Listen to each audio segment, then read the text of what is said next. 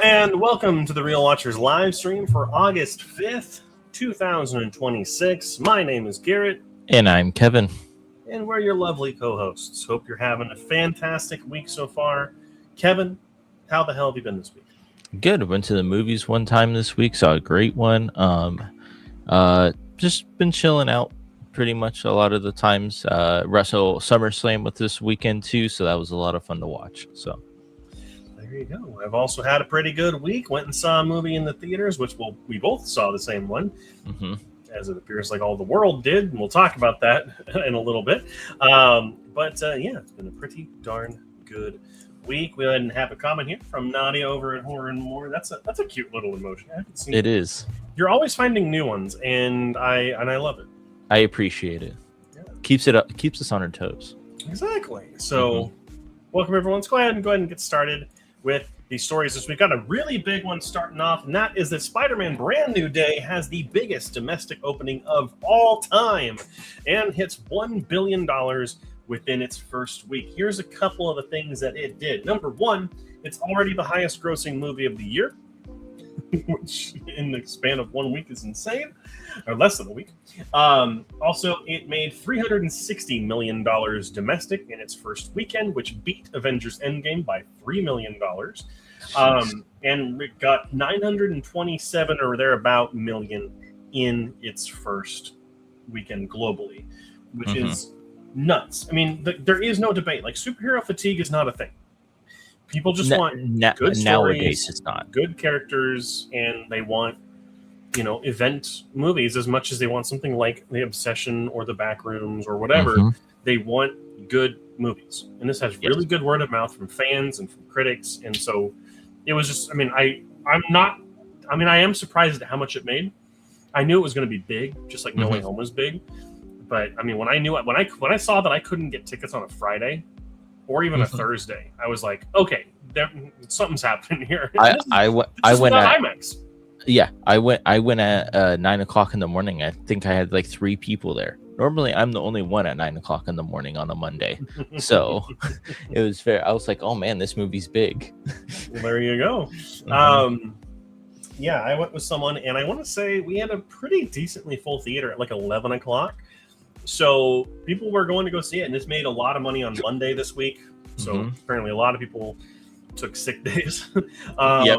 But yeah, this is absolutely huge, and we'll talk about this in another story coming up. But is 2026 is kind of proving that we're back to pre-COVID levels. You said this wasn't in IMAX either? Nope. So this is laying the foundation for Doomsday to have a huge opening too. Yeah, it is. If it's going to have the IMAX brand on it too, so or Infinity Vision or whatever they're calling it. It's called, yeah.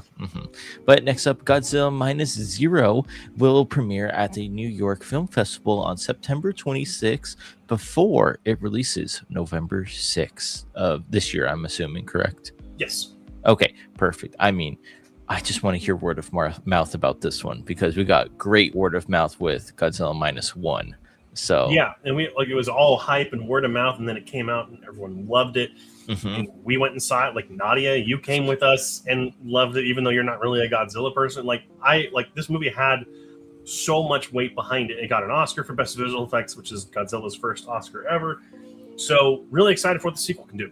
And I just want to hear how it is. Like this. Yeah, me too. But next up, speaking of box office, between Spider-Man and The Odyssey this last weekend was the biggest weekend, the highest grossing weekend in cinema history.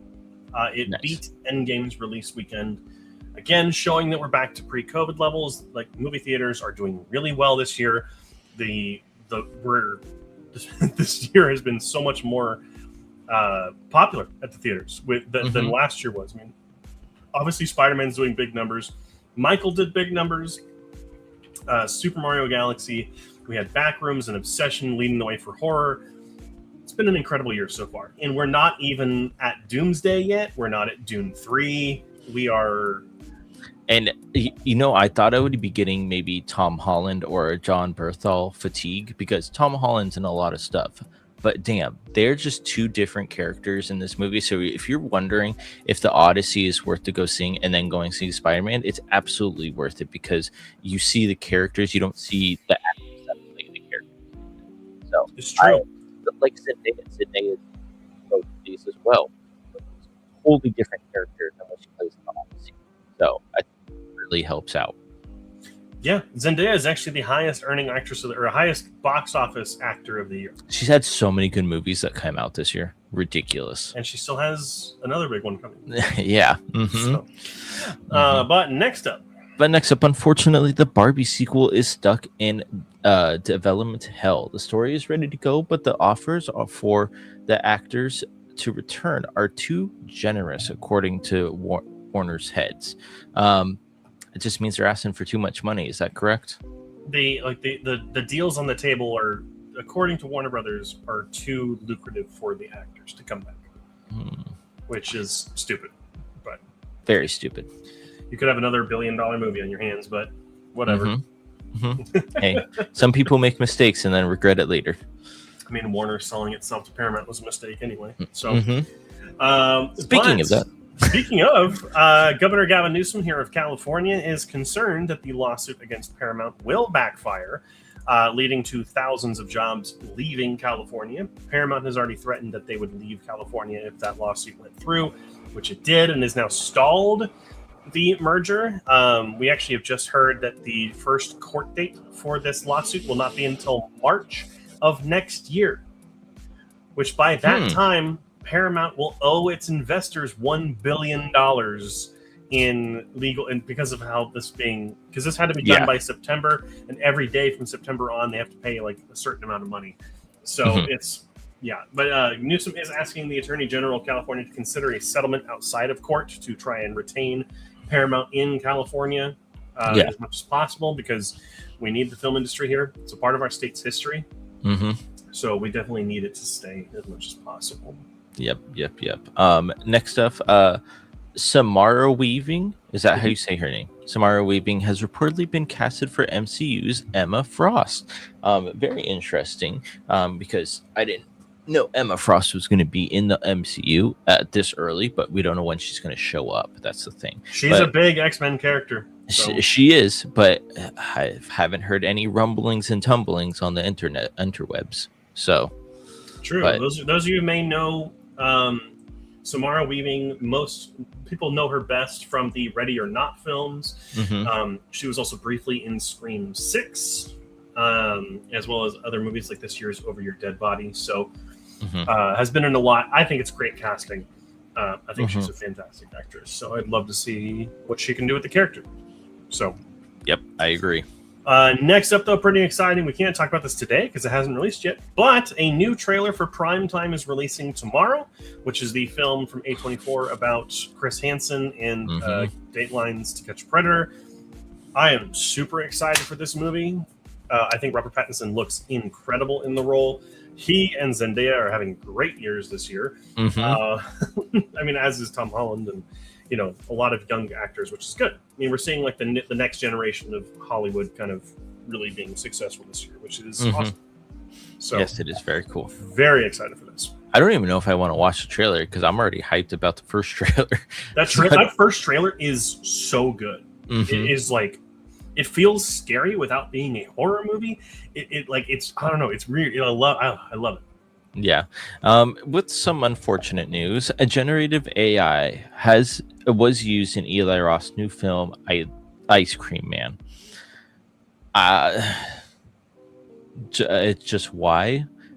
So apparently it was used to help realize some animated sequences that he wanted to use in the movie or something. I don't know why you couldn't just hire an animator. Yeah. I don't understand it, but I mean, I might I might still go see it just to see the movie itself, because it does look like an interesting movie, but it just docks it down a couple of points because of this AI stuff. It's very true. Speaking of, though, the reviews are mixed, to say the least, for both Ice Cream Man and One Night Only. Currently, Ice Cream Man has a 35 on Metacritic, followed by, oh my gosh, can I just zoom in, please? 29% on Rotten Tomatoes. One Night Only has a 50% on Rotten Tomatoes, as well as a 41 on Metacritic. So both these movies coming out not too favorable in terms of the reviews, which, I mean, was to be expected for Ice Cream Man. I don't think anyone was thinking that was going to be a billion-dollar movie, obsession or something. But One Night Only did look like it was at least going to be kind of a charming movie, and really, I guess maybe it's too much of a predictable rom-com is what I'm trying to think of. I mean, I think it's original to take basically to make The Purge, but a rom-com instead. There was definitely something there, but it just didn't look like it pans out. So, no reviews yet for Super Troopers 3, which is the other movie coming out this week. We'll probably see reviews for that tomorrow, or maybe tomorrow. But probably doesn't mean it's not going to be very good, just because they don't put out the scores usually for your comedies. But anyhow, that's it for the stories this week. A lot of big news, which is kind of fun, but not a lot of news, which it's okay. Yeah. But let's go ahead and talk about movies that are now available on streaming. So up first is The Drama, which was a kind of I want to say it was a box office hit this year, made for about 20 million, made about 130. That is now available to watch on HBO Max. More on that later. 72 Hours is now on Netflix, a new comedy with Kevin Hart about a 40-year-old marketing executive who was mistakenly invited to a younger guy's bachelor party. Yep. And then The Dink is now on Apple TV. The film that is a kind of pickleball comedy is available to watch. I know my mom is very excited about that. It does look like it actually could be pretty fun. So okay, very cool. But that is it for the now on streaming stuff. Let's go ahead and talk about the trailers that came out this week. We got the biggest trailer this week was Violent Night 2, the sequel to the Santa action movie. Insidious Out of the Further got another trailer. That needs to stop having trailers. Yeah. Like, it's almost out. They're already spoiling everything. Your Mother got a new trailer, and Wicker, which actually looks pretty darn funny. Wicker looks so interesting. Yeah, I think it's a fun concept, and I love Olivia Colman, so I'm all here for it. But yeah, I think Violent Night 2 does look like it'll be pretty fun. I was wondering what they were going to do for the sequel, but making him like kind of lose his Santa abilities, and he has to go to like a mall and be like a mall Santa, and then he's attacked while there is kind of fun. And then we got our first look at Mrs. Claus. So I won't spoil who it is. Go watch the trailer. But I thought it was pretty good casting. I haven't seen that actress in that kind of role before, and it did make me smile. So I was very excited about that. Nice. Anything stand out to you? I mean Wicker, because that's the only one I saw, to be honest with you, because it was before Spider-Man, I think it was when I saw it. Oh, so, that's a weird trailer for Spider-Man. I know. It was a 9 o'clock showing. I don't think anybody would show up for it. So let's just put the weird ones out there. Well, let's go ahead and pass it on. Talking about the movie theaters, let's get into the box office. I mean, it was a great weekend for the movie theaters. Great week, just period. Spider-Man brand new day with 360 million and one. But the Odyssey coming in with still 51 million for the Odyssey. Very, very fantastic. If you brought your kids to Spider-Man, you dropped the kids off at home, you went to go see the Odyssey kind of a thing. So, but Toy Story 5 still in here, 6.8 million. Minions and Monsters at 6 million. And I don't know how Moana is still on here, but it's 5.6 million. Yeah, I mean, Disney has already written it off as a flop. Mm-hmm. And they just announced. Well, who would have guessed that? Right? But they also just announced that they are also considering the what's it called? The Mandalorian and Grogu to be a flop as well. That did pretty decent though. It did okay, but just not as good as you would expect for a Star Wars movie. Okay. So, alrighty, but let's go ahead and talk about the movies that are coming out this weekend. And up first is One Night Only. Two New Yorkers search for love on the one night of the year where sex is legal. Again, kind of like a Purge meets rom-com situation, which I think is an original concept, and I think it does have some. I mean, I thought the chemistry looked pretty good between Callum Turner and Monica Barbaro, but we'll see. You know, maybe I'll have a chance to go see it this weekend. Who knows? Then we have Super Troopers 3. When Farva's over-the-top Indian engagement to Thorny's sister spirals into chaos, the Super Troopers must navigate Thorny's schemes to break up the relationship, all while trying to bring down a pernicious new drug ring. So if you're a fan of the Super Troopers movies, I know you're probably really excited about this one. I'm not seeing anything come over as like bad or good. Like, you know, I think it's just going to go right along with right in the middle, right along with what people are expecting of it. So then we have Ice Cream Man. An idyllic summer town descends into madness when an ice cream man serves kids sweet delights with horrifying results. Yeah, this does not look particularly good. I don't think any of us were really excited about this movie. And it came out of nowhere too. Yeah, I mean, we kind of knew it was coming for some time, but I think a lot of people are really, I'm looking around on like IMDb at user reviews, and a lot of people are really hating on this because of the Gen AI. So I think everyone's saying it's an AI-filled mess, yada, yada, yada. So really unfortunate that they used AI, but I mean, hey, at least it wasn't like a good movie. Anyhow, after that, we got Tony. I'm really excited about this movie. It looks fantastic. A 19-year-old Anthony Bourdain travels to Provincetown and stumbles into the chaotic world of a restaurant kitchen, setting off a summer that will shape the course of his life. Getting some Oscar buzz for Dominic Sessa here, who was the kind of bad boy student in The Holdovers. So kind of seeing him here, he looks fantastic. I'm really excited about this movie. I think it looks really good. So yeah, it does. Alrighty. And that's it for this weekend. So let's go ahead and just change this music up a little bit because it's time to do some games, Kevin. We love games here, and we're going to start off with Framed. Starting off with Framed. Let me go ahead and get it pulled up here real quick. Show me Framed. Alrighty. This is our first frame. Okay.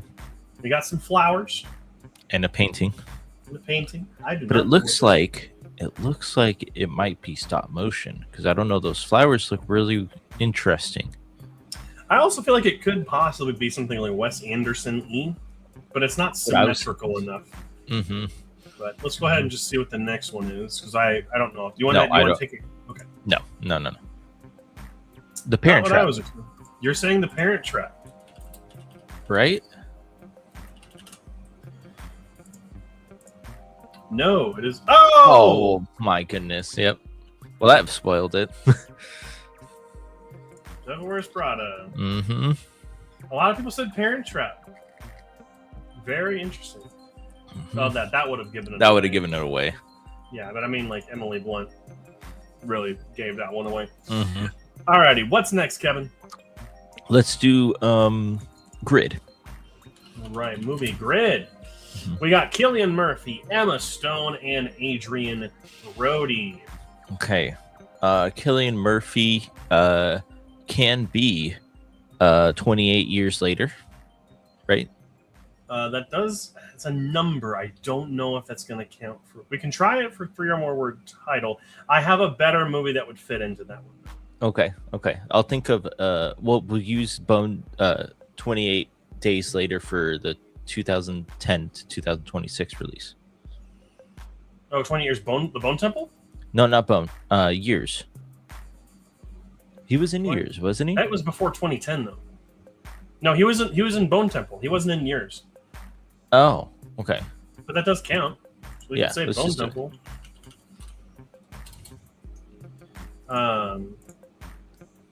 And then we do have an Oscar-nominated film. Oh, Oppenheimer. Yep. I mean, it's a winning film, but it was Oscar-nominated. Mm-hmm. And then 3 or more word title. I got this one. Is it Peaky Blinders? He was in Dark Knight Rises. Yeah. What? I haven't watched it. He was the judge when they were sending people out onto the ice. Oh, okay. He was the Scarecrow, Dr. Crane through all 3 of them. So, Okay. Alrighty. Let's go ahead and see here. So next up, we got Emma Stone in an Oscar-nominated movie. Emma Stone, La La Land for 3 words or Oscar, doesn't matter. Can we think of a 3-word movie with Emma Stone? La La Land works. Okay. It's 3 words. I bet it better work. Yeah, there we go. Okay. Oscar-nominated. There's a lot we can go with here.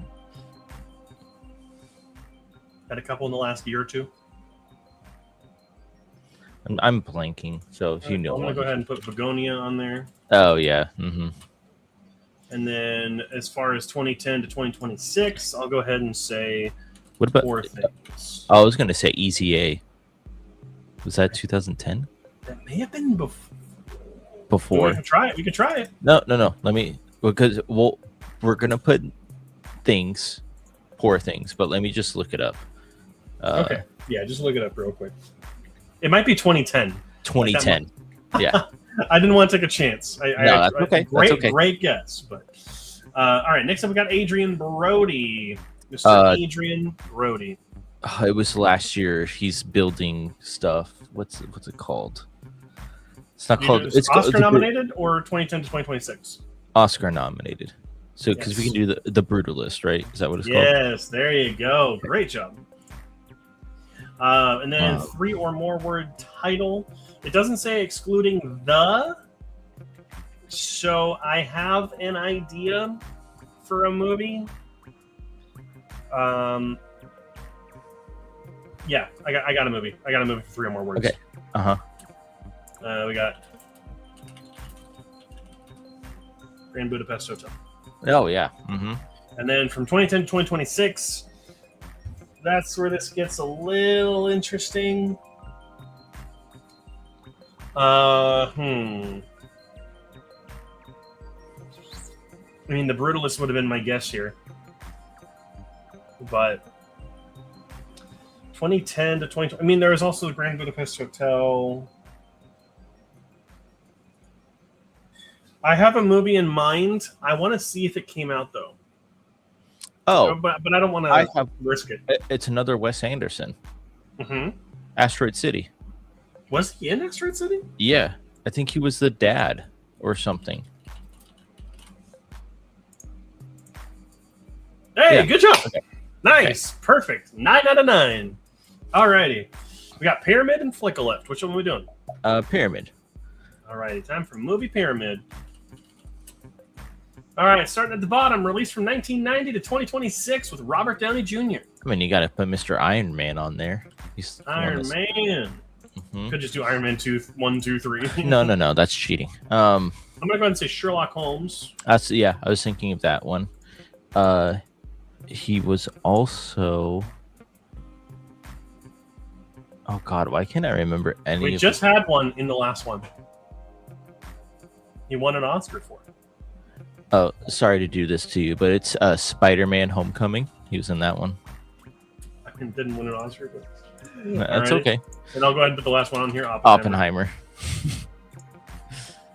Alrighty, 1995 to 2026 with Peter Dinklage. Oh gosh. I'm gonna go ahead and do an easy one here. Avengers: Infinity War. He was the dwarf that helped him build Stormbreaker. Oh my goodness gracious, yes. More with Peter Dinklage. Toxic Avenger came out last year or the year before. Dude, I don't know Peter Dinklage. I know him from Game of Thrones, and that's pretty much it. I have a movie in my head. I just don't remember the name of it. I mean, does it count? Because it comes out this year? Yeah, he's in Wicker. Oh, he is. Yeah. 2000 to 2026 with Rebecca Hall. Oh, he was in Elf, too. Totally forgot about that. Sorry. Rebecca Hall was in Iron Man 3. I don't know who Rebecca Hall is. Give me a second. She was the scientist, the brunette scientist. Yeah, Nadia just said Elf, too. Yeah, well, that was for Peter Dinklage. What else? Rebecca Hall. She was in. I have another one, unless you can think of one. No, I literally don't know who she is. So sorry.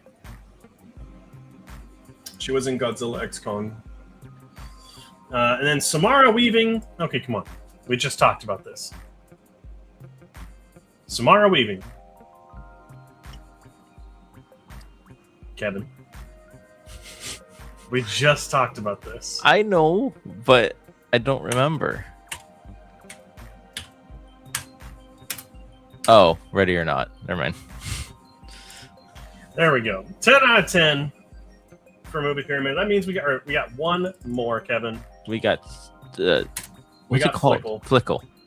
Oh, this looks like a 80s, 70s movie right here. Oh, I actually think I know what this is. Is this Earthquake? No. If I can snipe this without even playing it. Mm-hmm.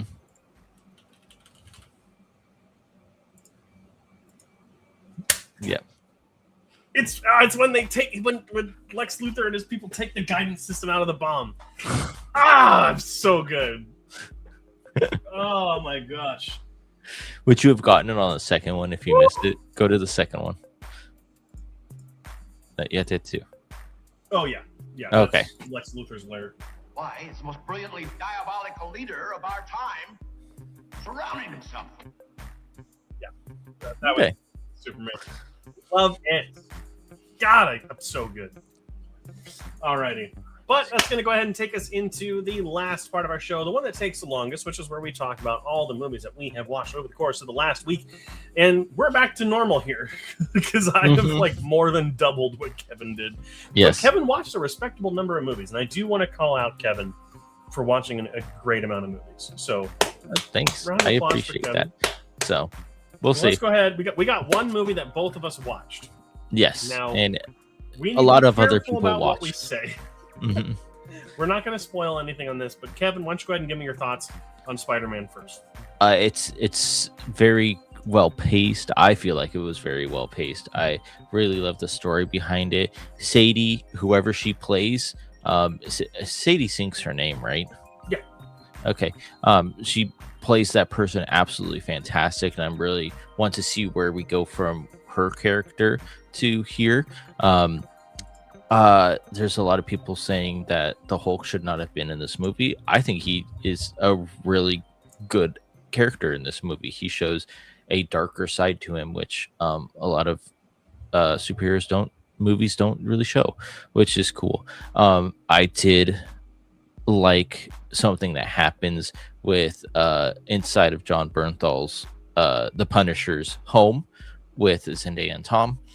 It's so hard not to say anything to spoil anything, but just go watch the movie. It's very good, but it also has like this adult feeling to it. That's what I got from it when watching it. Like adult situations that happen in a Marvel movie is not hard to come by because we've had a couple of them in the past couple of years, but this one hits a little bit harder than not Thunderbolts. Thunderbolts hit real hard, but a lot of the other ones that did. So I gave this a 93 out of 100. There you go. So for me, I gave the film an 89. I do think that this is Tom Holland's best Spider-Man movie. I think that it is his best performance. I've loved him in every movie. I think he is the best Spider-Man. I'm just going to go ahead and say it. He's the best mix of Spider-Man and Peter Parker. And this was the best of his best. I do think that he was truly great here. And I do think that the rest of the cast is phenomenal as well. John Bernthal especially really stood out to me in this movie. Sadie Sink also does an incredible job as her character. It was interesting to see Zendaya and Jacob Batalon get a little sidelined, but this is a Spider-Man movie, so I did enjoy that. I do think that this movie has some incredible cinematography. The visuals of this movie are better than any of the other Holland movies so far. This feels like a tribute to Spider-Man comics as well as being its own identifiable movie, and I really like that. I do think the movie is a little too bloated in some areas. I think that it could have been trimmed down a little bit here and there. Also, I will say, if you have the internet at all before this movie came out, there really is no mystery here. That's all I'll say. So I don't want to say I was disappointed. I really liked the reveals that happened in this movie, and what it sets up for the future is really fascinating. But I do think that the initial reveal is yeah, I knew that. So see, I didn't know that. I didn't know that secret that's out. Very, very good. So there you go. But I do think it's the best of Holland's career. I think it's up there with the Spider-Verse films and Spider-Man 2. So really can't wait to see him again in Secret Wars. I'm guessing he's not going to be in Doomsday. No, but I you know what, I loved it all being in New York. 100% New York movie. I mean, I love Far From Home. I really like Far From Home, but that was not a New York Spider-Man movie. So I totally understand. Alrighty, so that's the movie that both of us saw. Kevin saw 2 movies this week. Besides that, I saw 1, 2, 3, 4, 5, 6. So 3-1, 3-1. Okay. And we're going to start it off with a classic, if you're like me, which is Heavy Metal from 1981. This is an animated anthology movie. And I err on the side of liking this movie purely because I love adult animation and I love rock and metal music. This pairing makes Heavy Metal feel so different from other anthology movies and just even other films of its time. It combines some awesome music with outstanding animation, even if the stories aren't always that interesting. My least favorite bit of this entire thing is probably the Soft Landing and Grimaldi shorts. They're there to set the tone for the story, but they're just not very interesting. But the best will always be B-17 to me, about guys in a World War II bomber, and then when they're shot at, the people in the the plane rise from the dead, and they have to fight zombies on a World War II bomber. Fantastic. The animation, the music, the pulp adventure vibe is incredible. Incredible visuals and music, but the stories are just not always the best. Also, there's a lot of boobs in this movie. There's a lot of boobs. Also, there's quite a bit of bush too, so just be ready for that. But I really enjoy this movie, even though it's got some issues. You will not watch with family members. Is that what you're saying? I mean, you can, but I don't think your family members will like it as much as you will. Up after that, I watched Blue Ruin, which is a very different kind of revenge thriller. This one made by the same director that did Green Room, which I haven't seen yet, which is the movie about the punk band that plays at a neo-Nazi venue and they have to escape, whatever, which is very highly regarded. But this was came out before that movie. And this is a very small budget revenge thriller. We have a surfer dude who kind of abandoned his family, and when he hears that the killer of his parents got out of prison, he goes to take revenge into his own hands, which kind of leads to a lot of interesting story developments and things that happen over the course of this movie. It is beautiful. It's a very good looking movie, and the director Saulnier knows how he can take a small budget further. It feels like a bigger film than it has any right to be, and a lot of that comes from performances, which are really good. I think that Dwight is a very interesting anti-hero, kind of a heroic villain, because you're really following the villain of any other movie as your hero here, which is really fascinating. So it's like, can you sympathize with this character? A lot of us probably can, but it's totally the wrong thing to do. Macon Blair plays him brilliantly. I really love the deadpan expressions he gives when things happen. What I didn't gel with as much was the whole story. I think that I can understand what it's going for and the message of you should never get revenge, but it unfolds in a way that never really just captured me. The reason for everything kind of happening the way that it does isn't as spicy or as engaging as I was hoping for, and I just felt a little underwhelmed in the narrative department. But I think everything else about this movie, performances, visuals, music, everything is so well done that I would recommend it. I do think it's something that's good, just not something that's truly special. Yeah. Okay. Alrighty. And back to 2026 with this next one, Crime 101, which Kevin watched a week or two ago. And I watched this on Saturday. And I gotta say, I think this was perfectly serviceable. I think that it is fine.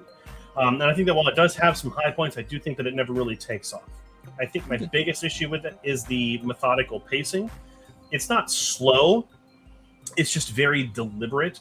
And while I understand that this level of crime is going to be more surgical and more planned and things go according to plan, I just wanted a little bit more explosiveness, and not in terms of action, but I wanted more tension. I wanted more suspense. And in that regard, I think the film can sometimes feel a bit like reheated leftovers of another movie. I think a lot of people compared this to Heat, and kind of feeling like it is a tribute or like a love letter to Heat, which I can see, but it just doesn't feel as interesting as Heat does. Yeah. I think the performances, though, and the script are very good. The dialogue is very good. I think Hemsworth does a great job here, even though his accent is a little weird. As with Halle Berry and Mark Ruffalo and Barry Keoghan, I think no one's like Oscar-worthy, but I think they play the roles very well. And I do think that the dialogue, again, is very well written. You have the shifting loyalties and character motivations are what make this kind of stand out from other crime thrillers that are similar nowadays. And I think that the film is directed fine enough. It's just very sterile. It never really does anything like stylistic. It feels like it's a by-the-books crime movie that can be a little boring at times, but I think the performances are what save it from true mediocrity. Gotcha. Okay. So, alrighty. And on to you, Kevin. Yes, my movie was Troy. I mean, after seeing the Odyssey, this is the one that gets picked up the most as, like, if you like the Odyssey, you might like Troy.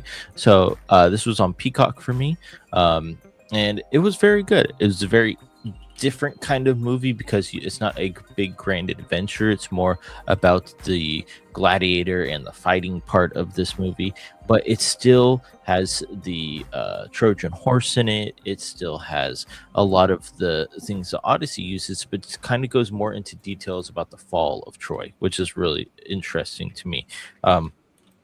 Brad Pitt is really good in this movie.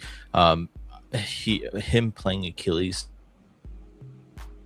is fantastic, but I also like Hector in this movie, played by Eric Bana, I think that's her name, and Orlando Bloom, young Orlando Bloom in this movie, really fantastic. I mean, Brad Pitt kind of steals the show of him being Achilles, so he really stood out to me as being the best part about this whole movie. The fight choreography and the fight scenes in this movie are really cool as well, and how interesting it was how you get more of the backstory to the Trojan War and to the Trojan horse and everything like that, which I thought was very interesting as well.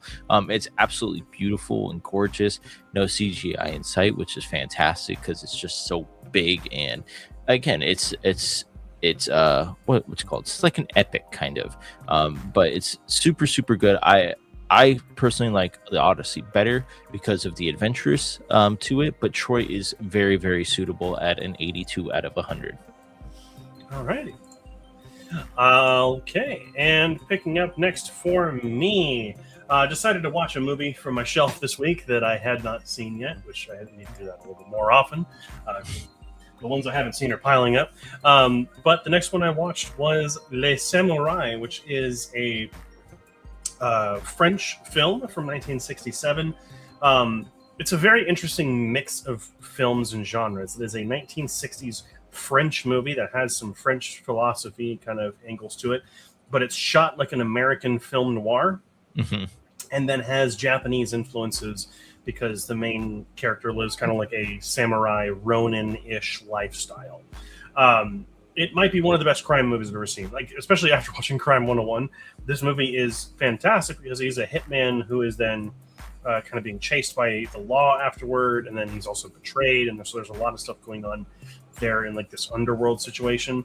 While films like this tend to get bombastic, and that's kind of like what I wanted out of Crime 101, here, this one is also deliberately methodical and calculated, but it is so much more interesting because the performances are so much better, the set design, and the overarching theme of, you know, knowing that you're caught, knowing that there's nowhere left to go, what do you do, is fascinating.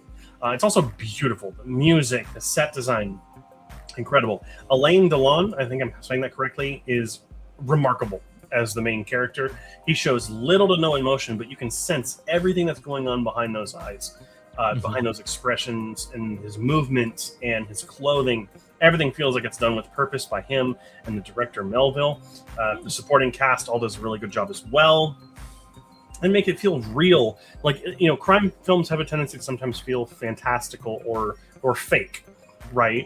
So I do think that you know, it is truly something special. It's an excellent film that I do think occasionally feels a bit padded for time in some areas, but it's a very minor complaint in an otherwise exceptional film. I love this movie, and I would highly recommend it.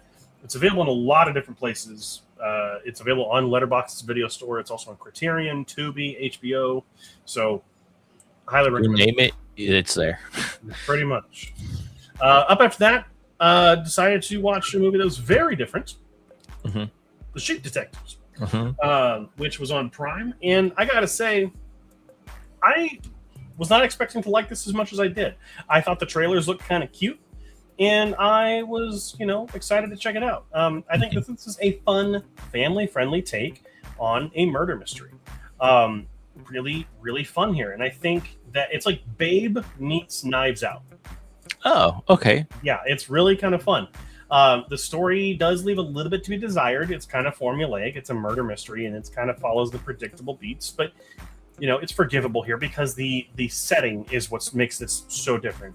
A little bit like that Paddington kind of energy to it, too. I think that the film's cast is clearly having a great time. Hugh Jackman is great here as the sheep farmer. Nicholas Braun is really good as the inept cop. Molly Gordon is good. I mean, really, everyone here is quite good, especially the voice cast, who does such a great job of bringing these sheep to life. And I do need to call out the visual effects team because the sheep look incredible in this movie. The fur and the wool look real. So it's like really great job there. Where I do think the film stumbles a bit is in the story itself. I mean, like, well, the originality comes from its sheep cast and kind of the setting of the movie. But I feel like I was able to solve this mystery really quickly. And they do kind of lead you down some avenues where, I don't know, it's not the most original, but I think that by setting it in the location, having its large cast and animal companions, it feels fresher than it is. And I think that this is what you do. Like, you take something that's not very original and you put some originality into it, and it makes it feel fresh and new. So I like this quite a bit. I think it's not perfect, but it doesn't have to be. Like, it's. I was surprised how family friendly this was for a murder mystery. And I think that this could set a precedent for other adult genres being brought into a family-friendly space. So very cool. Yeah, really enjoyed this movie. Nice. Highly recommend. It's on Prime now. So, and lastly, last night, watched the drama, and I think this is a bit of a mixed bag. But I err on the side of positivity in this one. I do think that the film.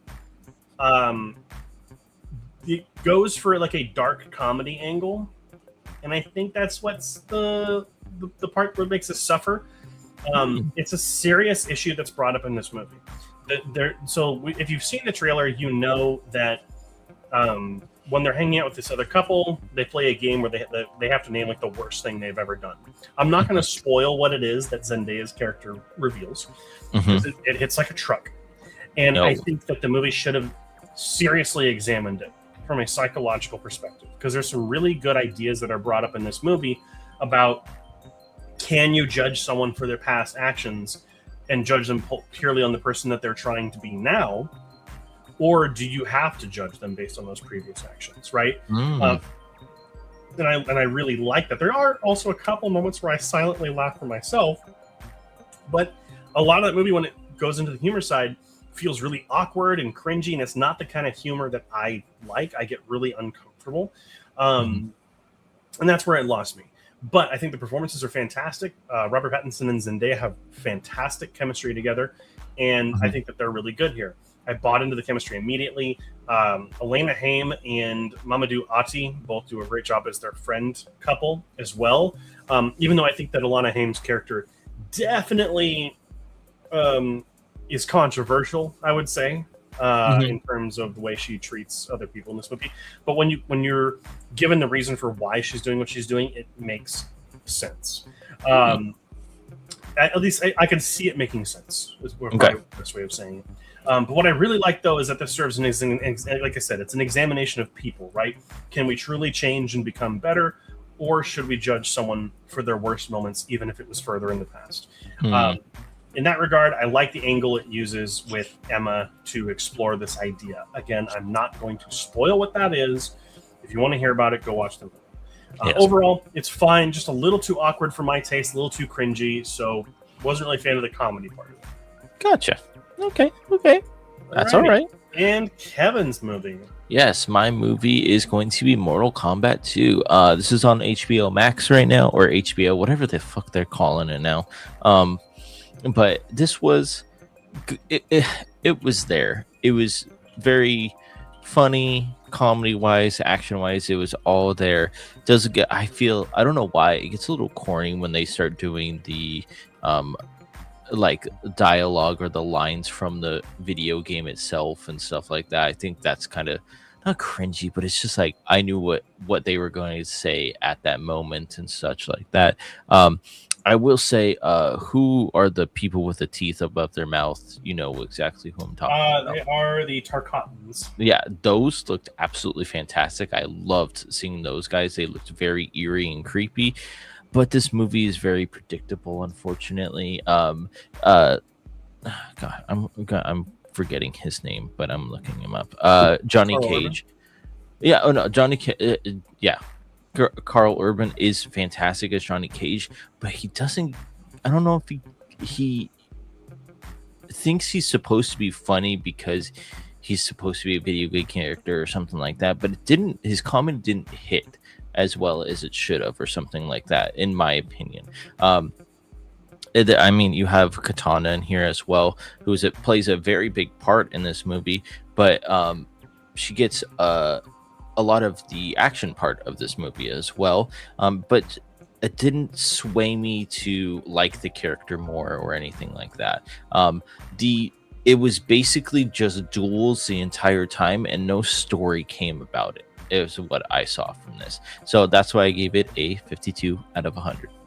Yeah, it's really hard to give a story. I mean, like the Mortal Kombat games have great stories, but that's because it's a game and the fighting is the game, right? When you make it into a movie, it definitely suffers. I mean, even the good 1995 movie, or like, kind of cheesy good, it still struggles with the story department. So it's definitely, so you get it. Alrighty, but before we get into our wheel spin movies, we had some comments. I haven't seen some of these. I didn't see this before we moved on. Garrett's listing that accomplishment on his resume. Yeah, nailing Superman 78. I'm literally, my next interview, I'm gonna nail it. It's gonna be because of that. Does IMDb count for films as well? I'm guessing for the wheel, as long as it's on Letterboxd too, so that way we're able to rate it and keep track of it. Is Brad's last name Tendon in Troy? No. He's Achilles. Oh, God. That was horrible. Great joke, Nadia. Great. Yes. Okay. Alrighty.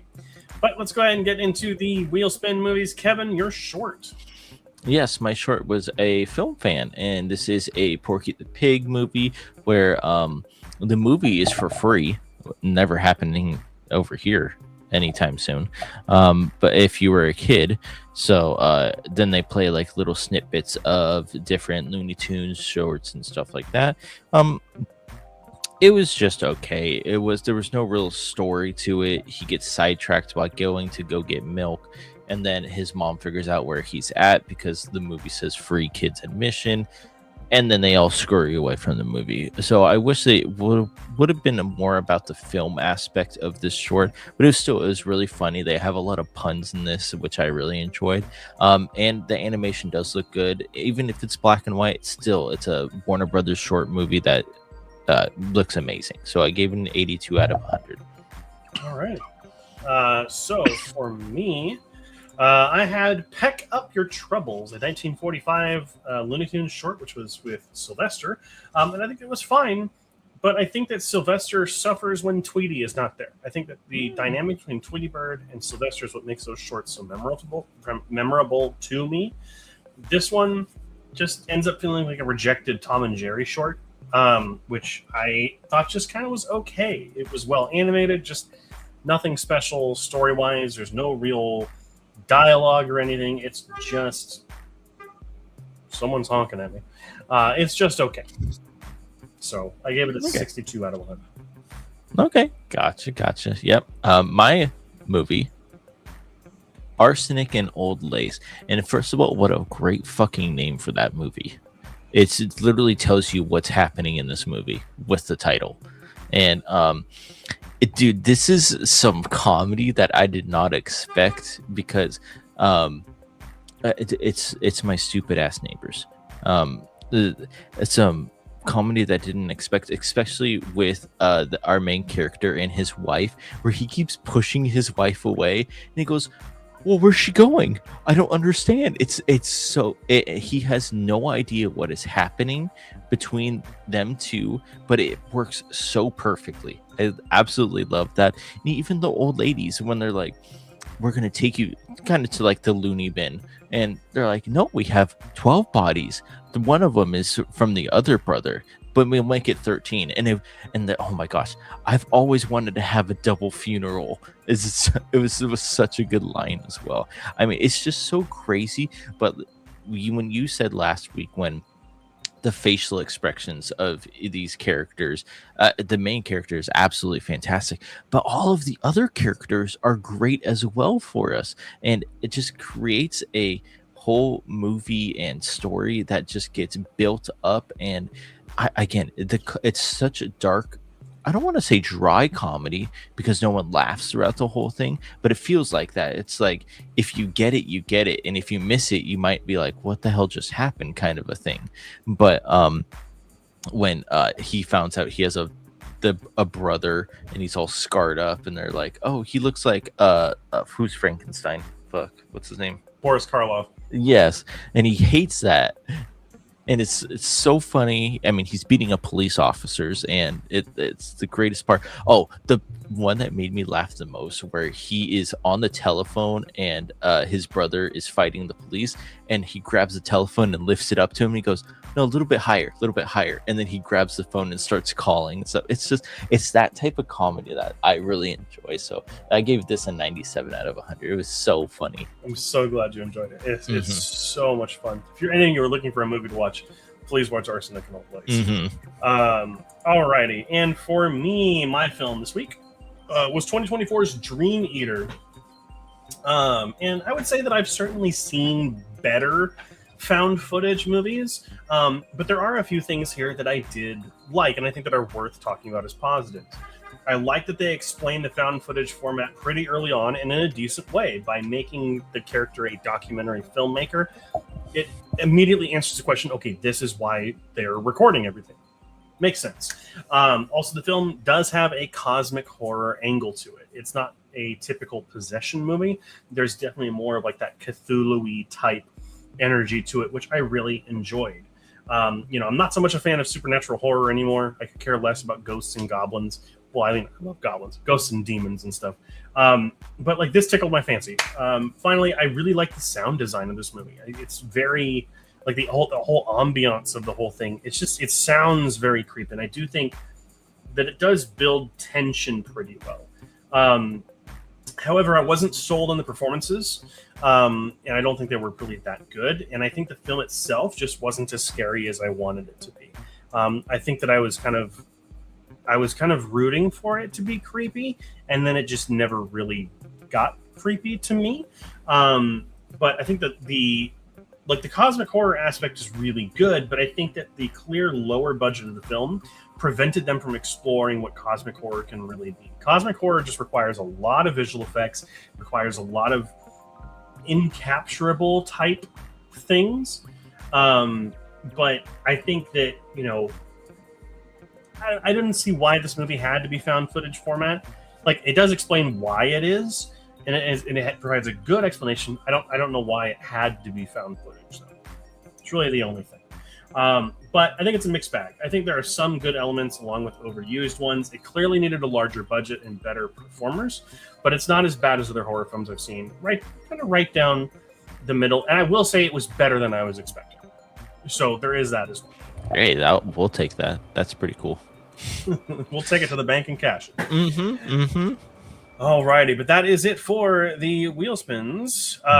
Joey says, I did like Sylvester breaking the fourth wall, climbing the invisible stairs, acknowledging cartoon logic. Yeah, there's good elements of the short. I just, don't think it was particularly like a memorable short. Like, it didn't feel like a good Sylvester short. Alrighty, but let's go ahead and get into the wheel. Yes. Which is where we do what, Kevin? It's where we don't get to pick our movies because we do that all by ourselves. But this fella right here that's spinning without even touching it will pick a movie for us that you guys suggested, and we have to watch it. And we will like it. We won't like it. We're right in the middle. It doesn't matter. We still have to watch it.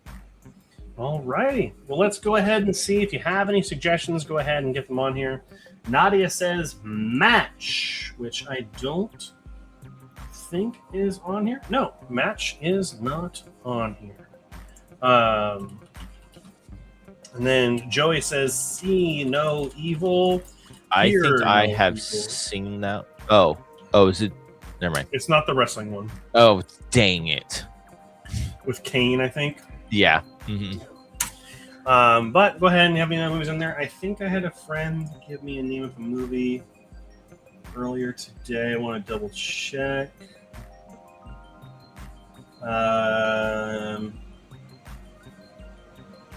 Let's see here. Oh my gosh, what was the name of it? Voicemails for Isabel was given to me. Oh, the what? What's the name? It's a Netflix movie called Voicemails for Isabel. So we'll go ahead and put that on the wheel. Fox Pixar, you haven't put it in a movie yet. You haven't said anything. You said you were going to put something on there and you didn't send the title. We'll wait until you send that title in.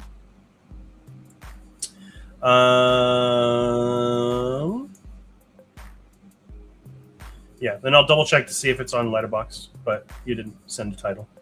Well, if anyone else has a movie they want to add while we're here, go ahead and let us know.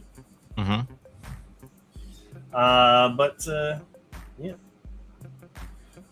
Boom and Topper, Safari Hunters.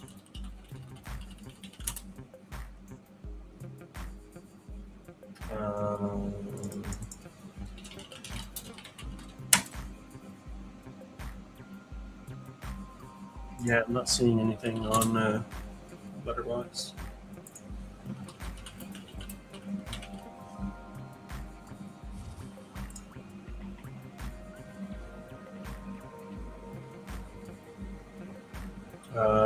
Yeah, it's not on Letterboxd. Yeah, but as we've said multiple times, movie has to be on Letterboxd for it to be on the wheel. We have to be able to review it and catalog it. We have lists and stuff. There's databases that I do, so it's got to be on Letterboxd. So, alrighty. That is going to be it for the wheel. Kevin, it is time. Are you ready? I am ready. let's spin the wheel of shorts Let's first. do the wheel of shorts, shuffling it up and spin. All right, what is Kevin's short going to be? It is going to be one that he has already seen.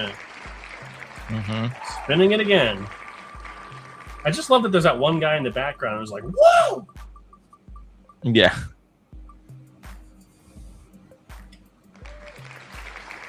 All right, this is getting ridiculous, Kevin.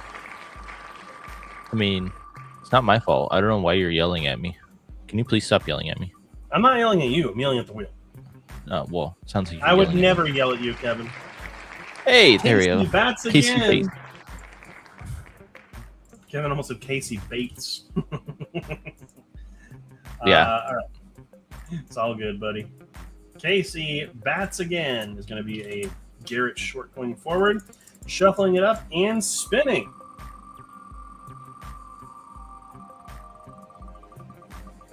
And my short this week, I cannot make one for myself. I mean, I do anyway.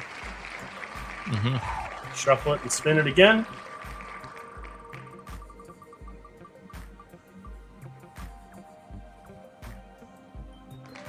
Okay. Yeah. Just wants to One more really time. mess with us today. One more time, and then if it's not one that I can do, then I will just pick whichever one's closest. Oh, there we go. Red's Dream. Okay. So I will watch that one this week. I think, actually, I want to see, do I own that one?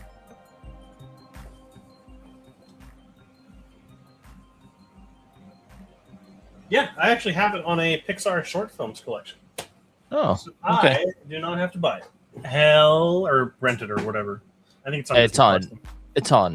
What's it called? Disney Plus. Oh, okay, then that's fine. Alrighty, saving Wheel of Shorts, going to Wheel of Movies. Let's go ahead and shuffle this up. Kevin, do you have a choice for me in mind, just in case? If we can find it, you know what it is. I want to eat your pancreas, or whatever it is. But Kevin's movie this week is going to be My Bloody Valentine from 1980, which is a me one. So I can't do that. Wow, we're getting a lot of picks for the other person today. This is weird.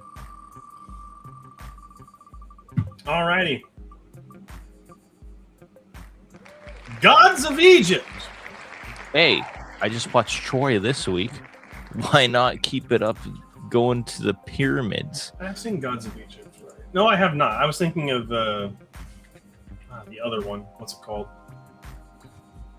Oh my gosh, the other Egyptian movie with Christian Bale. Exodus is what I was thinking. Exodus, yeah. Yeah, this is the one that was like trying to get all superhero-y. Mm-hmm. Alrighty. Can't wait to see what you think, Kevin. Me too. And on to my pick this week.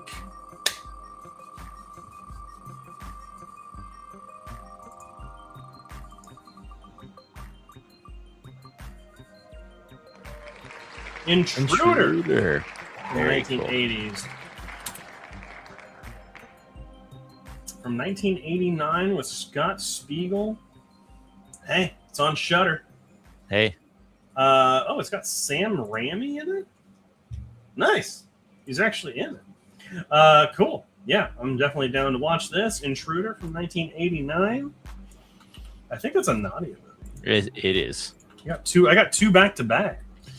Alrighty. So, excuse me. So, let me go ahead and get this all set here.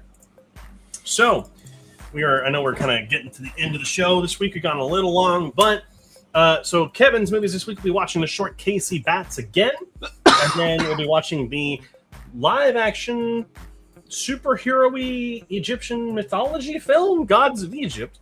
I'll be watching the Pixar short Red's Dream that Kevin watched last week. And then I'll be watching the 1989 horror film Intruder, which, hey, 2 horror films back to back. I love it. We're getting, got to keep some for October, but we'll take what we can. Alrighty, but that is going to be it for the show this week. Carnage Candy?